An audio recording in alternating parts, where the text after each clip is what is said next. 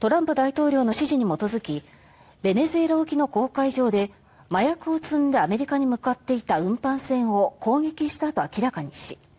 その様子を SNS 上に投稿しました。攻撃によって麻薬テロリストの男4人が死亡したとしています。運搬船を攻撃する動画を公表したのは今回で4回目です。